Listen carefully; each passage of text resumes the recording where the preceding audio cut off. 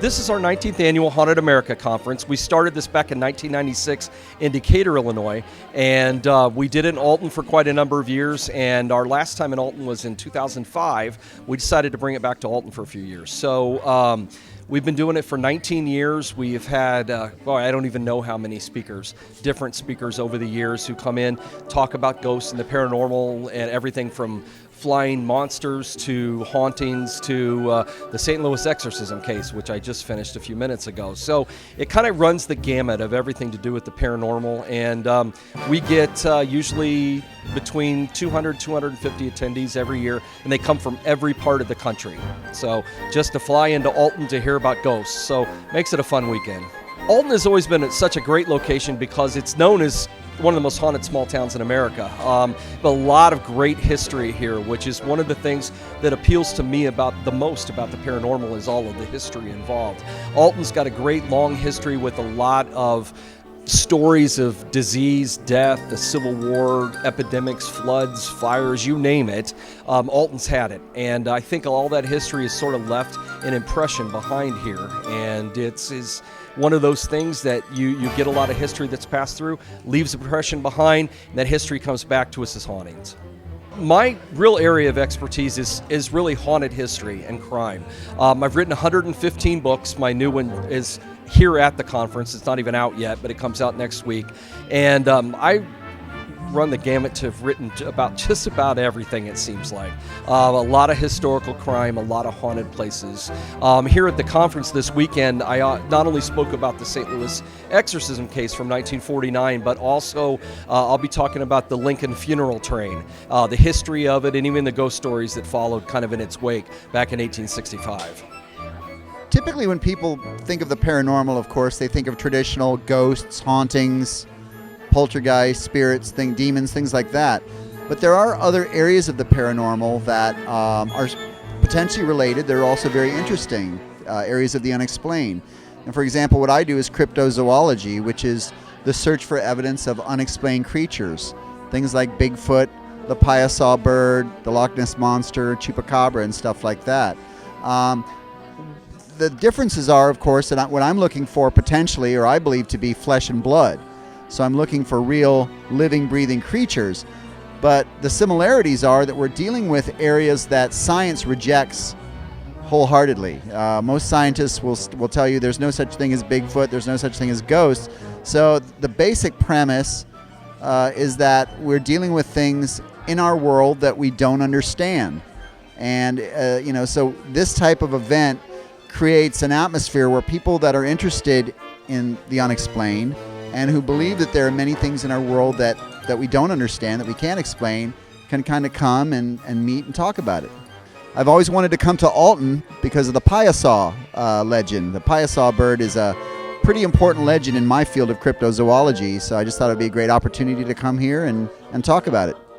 I am an investigator of thunderbirds, which are giant flying creatures that have been reported all over North America. And one of the most famous is the Illinois thunderbird, which of course you have this great old legend here of the Piasa bird, which dates back centuries to these old pictographs, petroglyphs that were painted on the rock walls here overlooking the Mississippi. And no one knows exactly who did them, but some native people did these centuries ago, and they basically depicted some type of flying monster, allegedly. I'm really into the history part of it. It's cool to hear what happened in a haunting, the knockings, the doors shutting, and all that stuff. But I want to know the backstory. I want to know who it could be and why they are there. And that's where it really gets interesting for me, why somebody would still be hanging around. And sometimes, unfortunately, bad things happen to people and they want their stories told. And that's where I come in with the research. I tell the stories, and then the psychics can tell me whether it's that person. And sometimes they don't pick up the person that I'm talking about, but it's always really interesting to see how that happens. I got started in the paranormal basically because I lived in a house where a lot of weird stuff was happening, and so I started to research the house, and I went back through and found out who lived there, and there was a murder-suicide in my house in 1958, so that hooked me in right away, and I became almost obsessed finding about why she would still be in the house, and she was the same age age as I was when I was finding out about her. She had children, I had children, so we had a lot of similarities, and that's what really hooked me, and that's what keeps me going is all the stories out there. And there's so many times people will come to me and say, oh, I have this house and things are happening, and I can really relate with that. So, and I know how scary it can be when you have things going on in your very own home. So that's how I got started, and it's really interesting. But I got to know the backstory. I like the history part of it. What I enjoy about the paranormal is the reality that we know basically nothing about the world that we live in.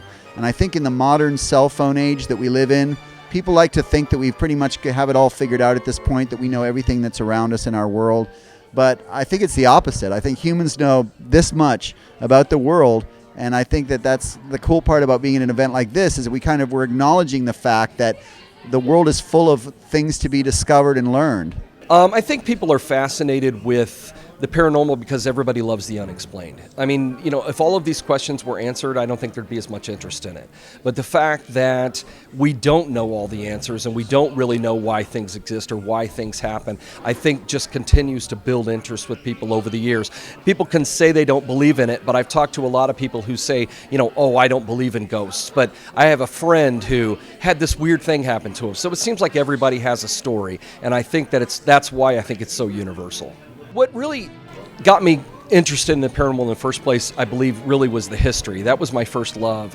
And I found that with history, any historical event, no matter what it is, from wars to the Civil War to, just a mundane event, will often have a ghost story attached to it. And that the ghost stories started coming into all the history I was doing and more, and I just kind of became really fascinated with the whole thing. And so haunted history is just what I've always done. The great thing about this event is people leave every year saying, I had a great time and I learned something.